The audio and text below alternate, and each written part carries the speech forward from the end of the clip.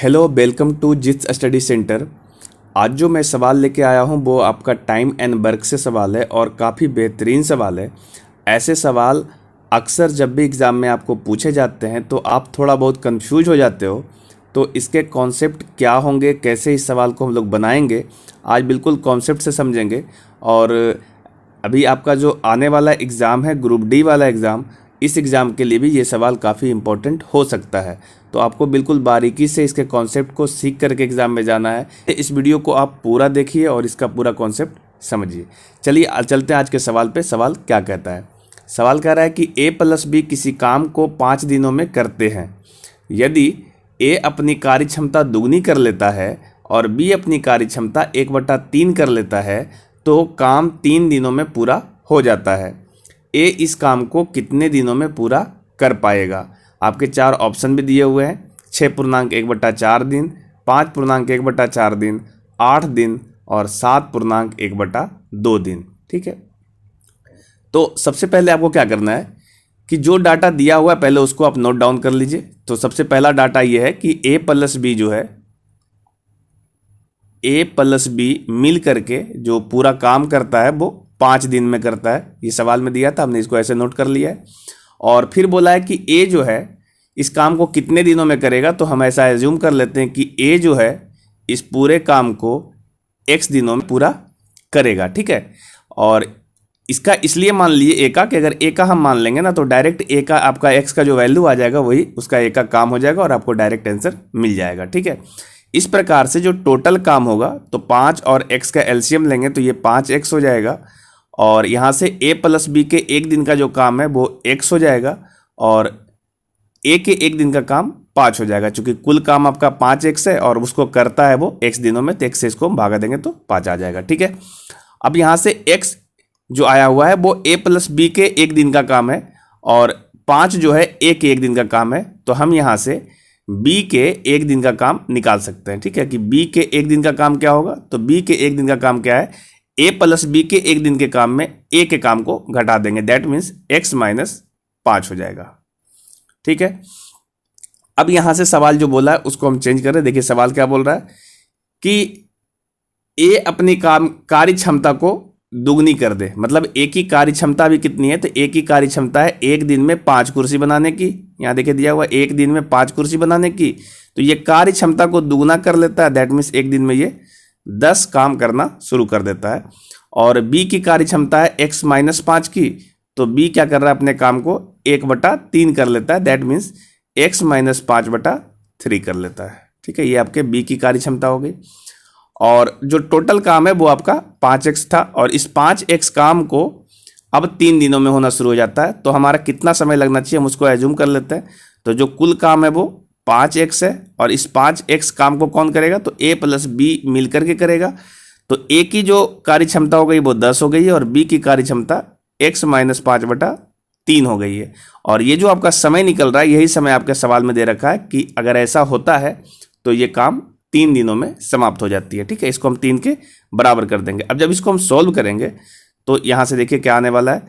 यहाँ से देखिए ये जो 3 है ये आपका एलसीएम से तो ऊपर जाएगा तो ये 15X हो जाएगा और यहाँ से 10 दिया 30X, 30X नहीं 10 दिया 30 और प्लस यहाँ से X - 5 हो जाएगा और जो नीचे एलसीएम 3 था वो ऊपर चला गया, तो ये वैल्यू आपका 3 आ गया।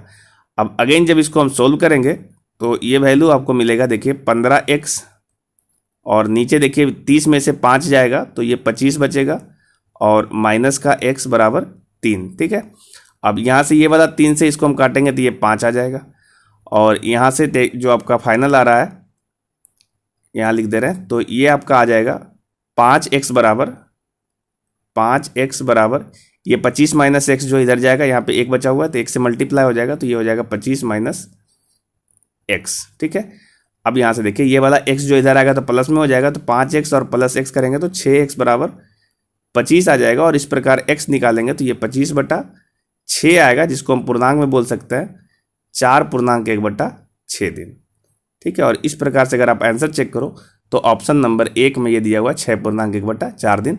चूंकि X का जो वैल्यू था वो आपका A का काम करने का पूरा समय था और वही हमने X माना भी था, तो X का वैल्यू आ रहा है 4.1/6 दिन। ठीक है, उम्मीद है आपको ये सवाल समझ में आया होगा। तो इस तरह के सवाल में जैसे सवाल कहता है उस तरीके से आप लेकर के आगे बढ़ जाओ, और जो पूछा जा रहा है उसी को आप मान लो कुछ, तो आपका सवाल सोल्व हो जाता है। ठीक है, हम इस सवाल को अपने दूसरे मेथड से भी बना सकते हैं, हम आपको वो भी समझाते हैं कि इसको हम कैसे सोल्व कर सकते हैं, ताकि आपको ज़्यादा से ज़्यादा कॉन्सेप्ट समझ में आए और आप मैथ को आसानी से सोल्व कर सको। और ये तभी संभव है जब आप मैथ्स के कॉन्सेप्ट को समझेंगे। ठीक है, चलिए देखते हैं इस सवाल को हम एक और तरीके से कैसे बना सकते हैं। एक बात आपको ये समझना है कि ये जो जिस काम की बात कर रहा है ना, बोला a प्लस बी किसी काम को, तो इसमें काम तो नहीं बदला है, सारे कंडीशन में काम तो सेम है।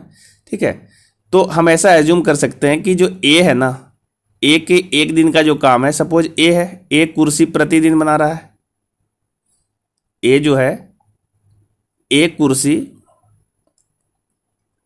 प्रतिदिन बना रहा है, और b जो है ये b कुर्सी प्रतिदिन बना रहा है, ऐसा मान सकते हैं इसकी कार्य क्षमता को। ठीक है, अब हुआ क्या है जरा उसको समझते हैं। तो a प्लस बी मिल करके जो है, a प्लस बी मिल करके किसी काम को, काम आपका एक होगा मान लेते हैं, और ये समय दिया हुआ 5 दिन में पूरा करता है। ठीक है, आपको हमेशा ये बात याद रखना है कि जो भी आपका मजदूर होता है उसको हम ऊपर रखते हैं और इसके साथ में इसका समय को मल्टीप्लाई करते हैं, और नीचे में इसका काम से हम लोग भाग देते हैं। ठीक है, तो जो काम है उसको हम एक भाग मान ले रहे हैं। ठीक है, तो a प्लस बी मिल करके जो है 5 दिन में एक काम करता है। वहीं जब a की कार्य क्षमता क्या कर दी गई, दुगनी कर दी गई, तो आप ये एज्यूम कर सकते हैं कि अगर a की कार्य क्षमता को दुगनी की गई है, डैट मीन्स ये कि a 2 बार लग जा रहा है ना, a के जैसा ही एक और आदमी है जो a लग जा रहा, नहीं a प्लस a हो जा रहा है। ठीक है, तो आप इसको बोल सकते हैं कि अगर कार्य क्षमता दुगना की है तो मतलब ये 2a हो गया, और b की जो कार्य क्षमता है उसको हम 1/3 कर दिए, दैट मीन्स ये b/3 हो जाएगा। और इस प्रकार से ये जो काम करता है वो 3 दिनों में उसी काम को एक भाग को खत्म कर देता है। ठीक है, अगर हम यहाँ से सॉल्व करना चाहें तो देखिए ये वैल्यू क्या आ जाएगा, यहाँ से देखिए 5a प्लस 5b बराबर, यहाँ से देखिए ये 6a आ जाएगा, प्लस इसको जब हम मल्टीप्लाई करेंगे तो 3 और 3 कट जाएगा तो सिर्फ b बचेगा। और यहाँ से देखिए ये a जो है 5a अगर उधर जाएगा बराबर के, तो ये यहाँ पे 6a में 5a चला जाएगा तो केवल a बचेगा, और ये 5b में अगर 1b चला जाएगा तो 4b बचेगा। और इस प्रकार से आप देखिए a बराबर क्या आ रहा है, 4b आ रहा है। ठीक है, अब जो पूछा गया है वो हम समझते हैं। पूछा है a जो है उस काम को कितने दिनों में कर सकता है, तो हम लोग क्या करेंगे कि ऐसा करेंगे कि a जो है x दिनों में उसी कार्य को कर सकता है। किस कार्य को, जो एक भाग कार्य था उसी कार्य को कर सकता है, और इसके साथ में इस दोनों में से कोई एक संबंध को यहाँ पे हम लोग रख सकते हैं। ठीक है, तो हम लोग ये जो सिंपल संबंध दिया उसको रख लेते हैं। तो a प्लस बी के बारे में क्या बोला गया था कि 5 दिनों में एक काम कर सकते हैं। ठीक है, अब इसको हम जब सोल्व करेंगे तो सोल्व करने वक्त आपको ये ध्यान देना है कि इसको a प्लस बी जो है, यहाँ पे अगर a है तो इसको भी a बना देना होगा, या फिर ये a को हम b बना देंगे, दोनों में से कोई एक काम करेंगे तो आपका काम आसान हो जाएगा।